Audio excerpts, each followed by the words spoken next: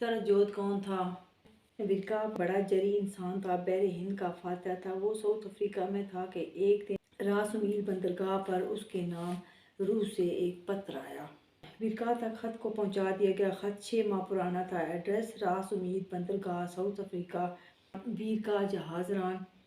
विरका English पढ़ना नहीं जानता था मगर इंग्लिश बोलना जानता था। खत पढ़ाया। लिखा था, मोस्ट ब्यूटीफुल विरका, तेरे अनमोल जरी बदन पर अमन उतरे और तेरे खूबसूरत सरापे को सैल्यूट। सरबजोत के मतलाशी बेलास ने आवाज़ उठाई थी। बेलास मार दिया गया मगर आवाज़ आज भी जिंदा है। वो आवाज़ सदियों से कुरा डालती आई। आज कुरा विरका जहाजरान के नाम निकल आया। बेलास की आवाज़ ने उड़ीक का रूप धारण किया है। अब तुम्हारे इख्तियार में है कि तुम होप को वेलकम करते हो या रिजेक्ट। लिव लॉन्ग नीचे वोल्गा लिखा हुआ था। वो घबरा गया और दारा को सारी बात बताई। दारा ने कहा, खामोश रहो। दोस्तों, ख़त मालिक तक पहुंचा तो डाकखाने ने रसीद मुतलका डाकखाने को भिजवा दी। वसूली की रसीद मिलते ही दूसरा ख़त आ गया। विरका ने अंग्रेज़ी बोल चाल ले ली और जल्द अंग्रेज़ी पढ़ना सीख गया और सारे बेटों को अंग्रेज़ी पढ़ना सिखाई। वो पलटने लगा तो डाकखाने गया। मैं बरसगीर जा रहा हूँ, मेरा पत्र आएगा तो मुझ तक कैसे पहुँचेगा? हम बरसगीर पोस्ट कर देंगे। मित्रों, ख़त आया तो उन्होंने बरसगीर शिमला पोस्ट कर दिया। विरका ने अपने साइन करके ख़त वसूल कर लिया। रास उमीद बंदरगाह से होती रूस तक रसीद जा पहुँची तो रसीद पर सब कॉन्टिनेंट भी लिखा हुआ था। तो मित्रों, विरका की चीखें निकल गई जब गेट पर डाकिया रूस से डायरेक्ट ख़त लिए खड़ा था। खत में बरसगीर पर सलामती भेजी गई थी। अगला खत आने तक विरका खत पढ़ पढ़ कर कागज़ भी तार तार कर डालता और फिर वो बुसीदा खत खुद ही खा जाता। कि दोस्तों, एक दिन वो अरशे पर खड़ा खत को पढ़ रहा था। कई घंटे से वो मुसलसल खत को पढ़ रहा था कि तेज हवा चली और खत उड़ा ले गई तो वो चीखें मारता समुंदर में कूद गया। तो लहरें चढ़ आई और खत को कहाँ से कहाँ ले गई। विरका समुंदर खंगाल मारता है। वो बेड़े से भी ओझल हो गया था। बेड़े का अमला बैरोमीटर लगा लगा कर उसको तलाश करता था कि दिन ढल गया। विरका को अंधेरे में नजर न आया। वो सुबह का खत तलाश कर करके निढाल हो गया था। साथियों के बुलाने पर भी वो वापस न आया। तो पैराग उतरे और जकड़ कर ले आए। वो रात भर धारा के पास सिसकता रहा कि अभी खत पढ़ा भी नहीं था कि समंदर ले उड़ा। डिसेबल है, बड़े भाई खेत ने धारा के कान में कहा। विरका ने सुन लिया तो भाई पर चढ़ दौड़ा। खेत ने बमुश्किल छुप कर जान बचाई। दोस्तों, सुबह हुई तो विरका अरशे पर दूर दूर तक निगाहें दौड़ाता था। फिर थक कर लेट गया और रोने लगा। उसे खत का बहुत गम था। विरका, उठो, एक्सरसाइज के लिए आओ। खेत ने आवाज़ दी कि सब वर्जिश में लग गए थे। नहीं आता, मुझे डिसेबल क्यों कहा? उसने जवाबन कहा ही था कि दोस्तों, साथ से एक लहर जोर से चढ़ आई तो सबको भिगो कर विरका के सीने पर खत पड़ा था। उसने खत उठाया, उसकी गोली बनाई और निगल गया। बहरे हिंद की खरी पुत्री है तो भागना मत। विरका उछला और समुंदर में कूद गया तो मित्रों, लहर बुरी तरह छल्ले मारती भागी तो विरका ललकारता पीछे लग गया। खेत लोग अरशे पर खड़े हनस हनस कर दोहरे हो गए कि लहर कभी दाएं कभी बाएं भाग रही थी कि विरका ने जा लिया। विरका कभी तह तक जाता, कभी लहर से ऊपर उछालती और आखिर लहर बैठ गई। क्यों सोनिए, फिर अड़ी लगाएगी मेरे साथ? विरका सांस दुरुस्त करता था। पानी ने उसे सहला सहला के शांत करा दिया। बेड़ा करीब पहुंच गया तो खेत उतरा और उसे हाथों पर उठा कर ले आया। मेरी कुल कायनात इतिहास में उसकी बहुत करामात दर्ज हैं। एक ये भी थी कि वो रिस्क था। वो बहुत जिंदा दिल जिंदगी को जीता था। उसकी दिलकश हंसी बहर हिंद में गूंजती रहती थी। जरी निडल और बेहद बोल्ड इंसान था। लिखना सीखने लगा। वो हिंदी लिख पढ़ सकता, इंग्लिश ना लिख सकता था। A for air, B for barometer, C for captain, M for mess, S for ship, S for seaport, O for ocean, A for Atlantic ocean, I for Indian ocean. ये बैठ कर सब लिखता रहता और फिर छोटे छोटे फिक्रे लिखने लगा। और दोस्तों, जल्द उसने जवाब लिखा, it's okay then I learn English writing. और फिर आगे समरी लिखी। My name is Veerka Narayan, I am ship captain, my ship name is Earth, I am 27 year old, my height is 6 by 6, my colour is fair white and bright and milky. दोस्तों, ये summary सारे अमले ने उसे बनवाई थी और इसके रंग को चीज़ों से तशबीह देते तो विरका ने ये इंग्लिश बनाई کہ my color is fair, white and bright and milky. I am married, I have 9 male children. I live in Shimla. I am pure Indian. I love India. I am proud of Indian. I am Hindu. I read Holy Sita. And I promise you I will come Russia and I with you. I miss you, Volga. नीचे उसने English में वीरकार नारायण लिख दिया।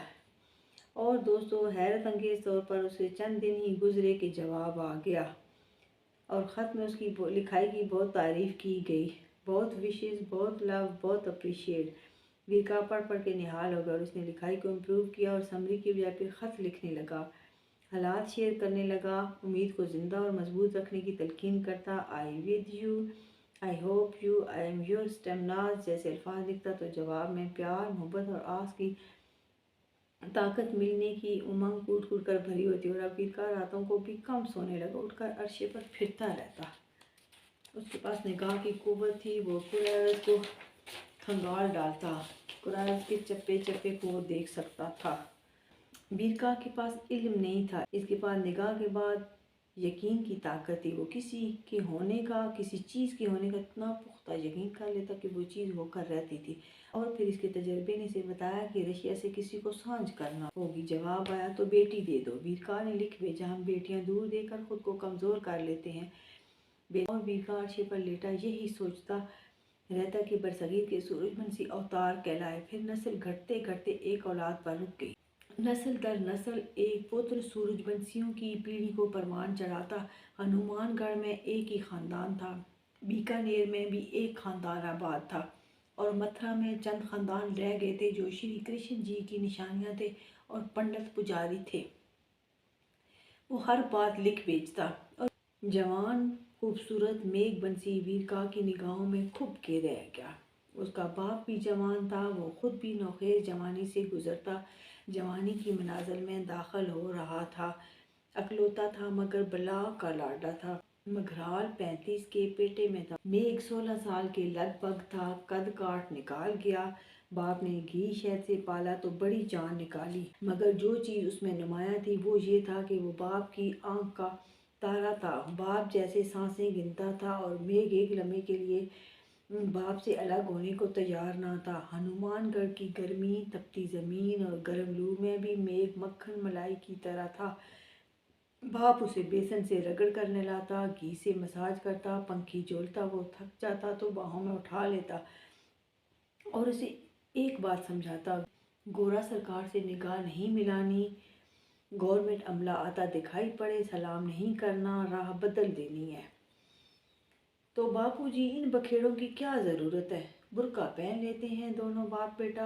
ये बुर्का पहनना खुदा का हुक्म भी है। मगराल हंस हंस जाता, मूर्ख, नारियों को बुर्का की हिदायत की गई, वो बेटे से कहता है, पर अम्मा तो नहीं पहनती। वो झट से बोला, मुझे बुर्का पसंद नहीं है तो तुम्हारी अम्मा क्यों पहने। और वो बेटे को समझाता, गोरा सरकार से हम डरते नहीं हैं, सामना तब नहीं करते कि हम पनप नहीं रहे। पूरे बरसगीर में आबाद होकर देख लिया, श्री कृष्ण जी के बाद सूर्यवंशी थोड़े होते होते सिर्फ निशानी रह गए। और फिर वीरका उनसे कनेक्ट हो गया। काम के दौरान उनकी हर बात उसके कानों में पड़ती रहती। कोई अचंबा होता तो वो फ़ौरन व्यू लेता।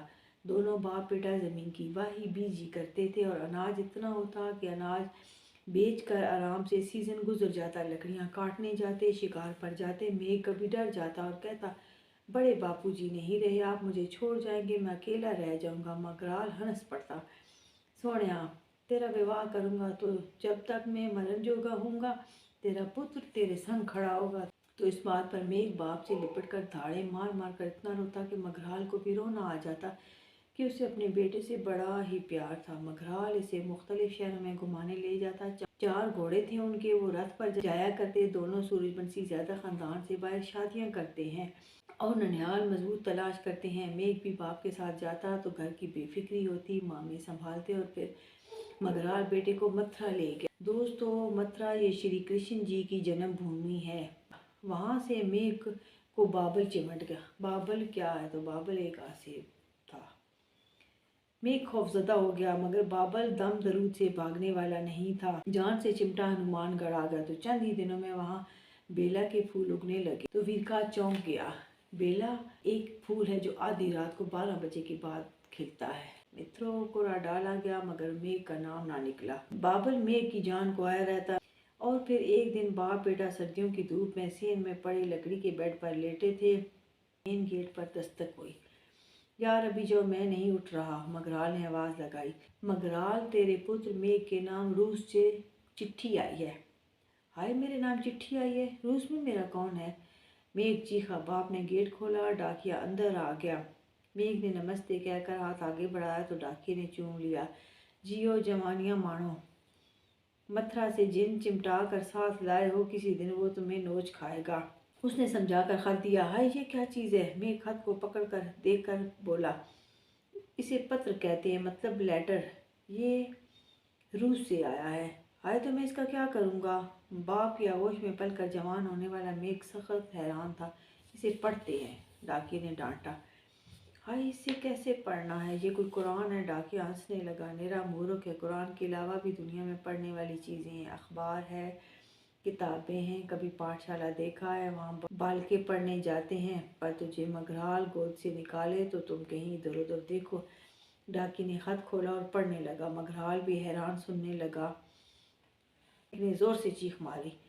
ڈاکیے نے اس کے منہ کو ہاتھ سے دبوچ لیا۔ مورخ چپ کر کے سن، ترجمہ کرتا ہوں۔ پیارے میگھ تم لمبی عمر جیو۔ باپو جی یہ مجھے کس نے کہا ہے؟ مگرال نے گود میں لے لیا اور چوم کر تسلی دی کہ خط سنو اور کیا لکھا ہے۔ Suddenly we saw you and your dad, then you will home our heart. اچانک ہم نے تمہیں اور تمہارے باپو کو دیکھا، تب تم ہمارے دل میں گھر کر گئے۔ یہ اسی منوس نے لکھا ہوگا جو متھرا سے تمہیں چمٹ کر آیا ہے۔ اچانک ڈاکیہ چیخا تو ساتھ سے بابل نکل آیا۔ میں نے کب لکھا؟ ڈاکیے نے اسے دیکھا تو چیخیں مارتا بھاگ گیا۔ مگرال اور میگھ اس کے پیچھے لپکے کہ ہمارا پتر تو دے کر جاؤ۔ عجیب ہی ہو گیا، میگھ خط کو سینے پر رکھتا اور دہراتا رہتا کہ کیا لکھا تھا۔ مگرال کو بھی خط یاد تھا، وہ بھی بتاتا کہ یہ لکھا تھا، اور دوستو ماہ گزرا تو پھر خط آ گیا تو میگھ تو بے ہوش ہی ہو گیا۔ اسے پانی ڈالا گیا۔ ڈاکیے نے خط پڑھا۔ Beautiful Megh, sweetheart Megh, your beauty is precious. ڈاکیے کے آنسو نکل آئے۔ ترجمہ کیا تو میگھ نے چیخیں ماری۔ مگرال یہ تم اس کی کیسی تربیت کر رہے ہو؟ یہ کتنی چیخیں مارتا ہے، کانوں کے پردے سنسنا اٹھے ہیں۔ ڈاکیہ مگرال پر بگڑا خط پڑھ کر وہ جانے لگتا۔ مگرال اناج کی بوری ساتھ کر دیتا کہ متروں ایک دن اسی ڈاکیے کو مگرال نے اجرت پر گھر آ کر میگھ کو پڑھانے پر لگا دیا۔ ڈاکیہ خوش ہوا کہ مگرال ہاتھ کا کھلا تھا، سال کا اناج گھر ڈال دیتا، کپڑا لتا لے دیتا، نقد دے دیتا، روز کا اچھا کھانا دے دیتا، تو ڈاکیہ محنت سے اسے پڑھانے لگا۔ میگھ لاڈ پیار سے بری طرح بگڑا ہوا تھا، مار بہت کھاتا، تب ABC پڑھنی آئے۔ ہاں استاد سے محبت کرنے لگا تھا، اس کی گود میں سر رکھ لیتا۔ استاد اب شفقت برتنے لگا۔ 5 سالوں میں وہ سارا انگلش پڑھنا سیکھ گیا۔ مگرال بھی نرا مورخ ہے۔ ڈاکیے سے کہتا اسے ساتھ لکھنا بھی سکھا دو۔ ویرکا نے مگرال کو اس کے پڑھنے کی خوشی میں گھر میں پارٹی رکھتے دیکھا تو غصے سے بولا۔ دارا چڑ گیا، تو مگرال سے بھی زیادہ مورخ ہے۔ تیرا کام لہروں سے کھیلنا، سرحدوں پار جھانکنا، اور اب کئی سال سے میگھ کے پیچھے پڑا ہے۔ اور میگھ اب خط خود پڑھنے لگا۔ ایماندار مگرال باقاعدگی سے یکم کو ڈاکیے کے گھر اناج ڈالتا تو متروں ڈاکیے نے اپنی پڑھی اور لکھی بیٹی میگھ کو دے دی، اور میگھ جلد بیٹے کا باپ بن گیا۔ خط باقاعدگی سے ہر ماہ آتے، دونوں میاں بیوی پڑھتے اور مگرال کو سناتے۔ میگھ بیٹے کو خود پڑھنا سکھانے لگا اور بیٹا بھی جلد انگلش پڑھنا سیکھ گیا اور بولنا بھی۔ وہ گھر میں انگلش بولتے تھے تو لہجہ بھی برٹش تھا۔ میگھ میں پختگی آ گئی، سوچ آ گئی، چیخوں کی جگہ طویل سانسوں نے لے لی اور ہنسی کی جگہ مسکان، کہ چیخیں سننے والا اور ہنسی پینے والا مٹی تلے جا سویا تھا۔